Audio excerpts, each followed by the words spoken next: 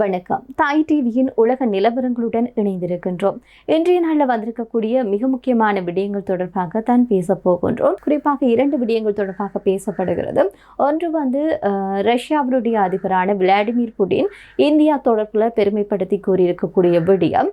அதே நேரத்தில் அமெரிக்காவுடைய செயல்பாடு தொடர்பில் அவர் மறைமுகமாக சாடியிருக்கக்கூடிய விடயம் தொடர்பில் இன்றைய நாளில் பேசப்பட்டிருந்தது. அது மட்டுமன்றி இன்னும் ஒரு விடயம், புகலிட கோரிக்கையாளருக்கு நீதிமன்றம் கொடுத்திருக்கக்கூடிய தீர்ப்பு.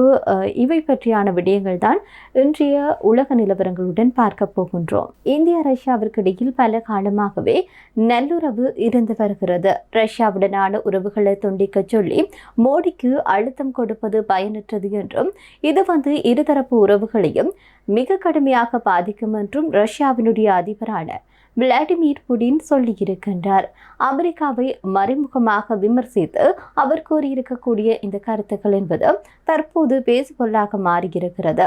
பொதுவாகவே பெரும்பாலான உலக நாடுகள் அமெரிக்காவுடன் நட்பாக இருக்கும் அல்லது ரஷ்யாவுடனான நல்லுறவை கொண்டிருக்கும். ஆனால் இந்தியாவை பொறுத்தவரையில் ரஷ்யாவுடைய நல்லுறவை கொண்டிருக்கக்கூடிய அதே வேளையில் அமெரிக்காவுடனும் தன்னுடைய நல்லுறவை பேணி வருகிறது. கடந்த 25 ஆண்டுகளில் இந்தியா அமெரிக்கா இடையிலான உறவு என்பது பல மடங்கு மேம்பட்டிருக்கிறது என்று சொல்லலாம். ரஷ்யாவுடன் பல தலைமுறைகளாகவே உறவு என்பது நீடித்து வருவதையும் பார்க்கக்கூடியதாக இருக்கிறது.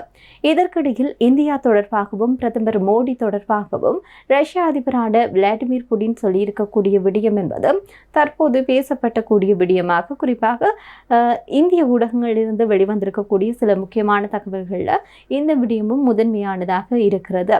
புனித பீட்டர்ஸ்பர்க்கில் சர்வதேச ஊடகங்களுடைய தலைவர்களுடன் நடைபெற்றிருக்கக்கூடிய விடயத்தில் பேசியிருக்கக்கூடிய விளாடிமிர் புடின் தான் இந்தியா ரஷ்யா இடையிலான நட்புறவை அமெரிக்கா சிதைக்க முற்படுகிறது என்று சொல்லி அமெரிக்காவை தாக்கி பேசியிருக்கின்றார். ரஷ்யாவிடம் இருந்து இந்தியா கச்சா எண்ணெயை வாங்குவதும் இராணுவ ரீதியிலான உறவுகளை பராமரிப்பதும் தொடர்பாக அமெரிக்கா கடும் அதிருப்தி அடைந்து வருவதாகவும், அதே நேரத்தில் தொடர்ச்சியாக இந்தியாவிற்கு அழுத்தம் தெரிவிப்பது போன்றும் ஒரு பிம்பம் என்பது கட்டியமைக்கப்பட்டிருக்கிறது.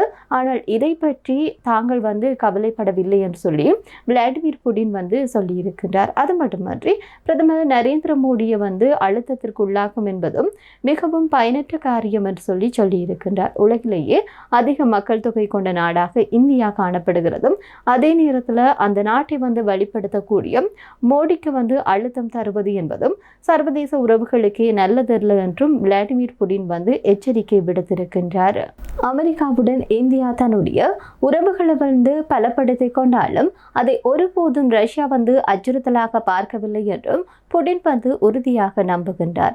அவர் மேலும் தெரிவித்திருக்கக்கூடிய விடயங்கள் என்னன்னு சொன்னா, இந்தியாவுடன் நாங்கள் உறவை வளர்த்து வருகின்றோம், அதை தொடர்ந்து செய்வோம். எங்களை பொறுத்தவரையில் இந்தியா ஒரு மிகவும் நம்பிக்கையான ஒரு பார்ட்னராகவே நாங்கள் பார்க்கிறோம் என்று சொல்லி விளாடிமிர் புடின் குறிப்பிட்டிருக்கின்றார். மேலும் இரு நாடுகளுக்கு இடையிலான ஒரு வர்த்தகமாகட்டும் இல்லாட்டி வருங்காலங்களில் முன்னெடுக்கக்கூடிய இந்த $100 மில்லியன் இலக்கை எட்டக்கூடிய என்ற ஒரு நம்பிக்கை என்பது தங்களுக்கு எப்போதும் இருக்கிறது என்று சொல்லியும் விளாடிமிர் புடின் தெரிவித்திருக்கின்றார். அது மட்டுமன்றி இந்தியா ஒரு பெரிய ஒரு ஜனநாயக நாடு என்பதையும் தன்னுடைய நாட்டு நலனில் முடிவெடுக்கக்கூடிய திறன் இந்தியாவிற்கு இருக்கிறது என்று சொல்லியும், குறிப்பாக அதனுடைய தலைவரான மோடிக்கு இருக்கிறது என்ற ரீதியில் அவருடைய கருத்து என்பது அமைய பெற்றிருந்தது. அது மட்டுமன்றி இந்தியா தங்களுடைய கூட்டாளி என்றும் ரஷ்யாவுடனான தன்னுடைய ஒத்துழைப்பை குறைக்குமாறு இந்தியாவை கட்டுப்படுத்தக்கூடிய செயல்பாடுகள் இல்லாட்டி மேற்கத்திய நாடுகள், அதிலும் குறிப்பாக அவர் மேற்கத்திய நாடு என்பது அமெரிக்காவை தான் முழுவதுமாக கூறியிருக்கின்றார் என்பது வெளிப்படையான ஒரு கருத்தாக இருக்கிறது. இந்த நிலையில் இவருடைய கருத்து இன்றைய நாட்களில் பேசப்படக்கூடிய ஒரு விடயமாக மாறியிருக்கிறது. ஜெர்மனியில் புகலிடம் கோரியிருக்கக்கூடிய புலம்பெயர்ந்த ஒருவருக்கு ஆதரவாக ஐரோப்பாவினுடைய உச்ச நீதிமன்றம் ஒன்று தீர்ப்பளித்திருக்கிறது. ஆப்கான் நாட்டை சேர்ந்த ஒருவர் ஜெர்மனியில புகலிடம் கோரியிருக்கக்கூடிய நிலையில தான் அவர் ஏற்கனவே 2021ஆம் ஆண்டு ரொமேனியாவில் இருந்து புகலிடம் கோரியிருந்ததால் அவருடைய புகலிட கோரிக்கையை ஜெர்மனி நிராகரித்து விட்டது. இந்த நிலையில் அதனைத் தொடர்ந்து அவர் முதலில் புகலிடம் கோரிய ரொமேனியாவிற்கு அவரை நாடு கடத்தும் நடைமுறைகள் ஆரம்பிக்கப்பட்டிருந்தது. இதில் என்ன ஒரு விடயம் என்று சொல்லி சொன்னா, அவருடைய புகலிட கோரிக்கை நிராகரிக்கப்பட்டதுமே அவருக்கு வழங்கப்பட்டு வந்திருக்கக்கூடிய ஆடை மற்றும் அன்றாட தேவைகளுக்கான நிதி என்பதும் நிறுத்தப்பட்டிருந்தது.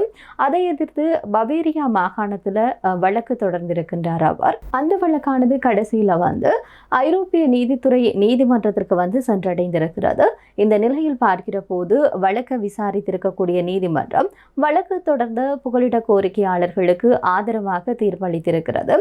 ஆடை முதலான விடயங்களை மனிதனுடைய அடிப்படை தேவை என்று சொல்லியும், குறிப்பாக இந்த பயணிப்பதற்கான பயணச்சீட்டு மற்றும் தொலைத்தொடர்பு கருவிகள் மனிதன் தன் கலாச்சாரத்திற்கு ஏற்ப வாழ்வதற்கும் சமுதாயத்துடன் இணைந்து வாழ்வதற்குமான குறைந்தபட்ச தேவைகள் என்று சொல்லி நீதிமன்றம் கூறியிருக்கிறது.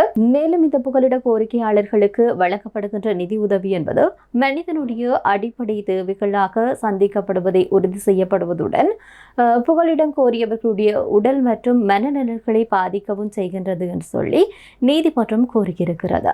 அது மட்டுமன்றி இந்த புகலிட கோரிக்கையாளர்களினுடைய புகலிட கோரிக்கை நிராகரிக்கப்பட்டாலும் அவர்களுக்கு வழங்கப்படுகின்ற இந்த அன்றாட உதவிகள் நிறுத்தப்படக்கூடாது என்ற ஒரு விடயத்தையும் நீதிமன்றம் சுட்டிக்காட்டியிருக்கிறது.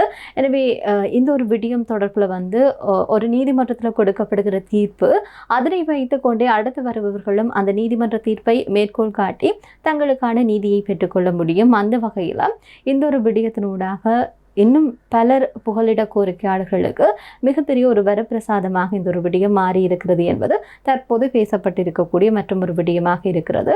எனவே இன்று வந்திருக்கக்கூடிய மிக முக்கியமான விடயங்கள் தொடர்பாக பேசி இருக்கின்றோம். மற்றும் ஒரு உலக நிலவரங்களுடன் சந்திப்போம். நன்றி.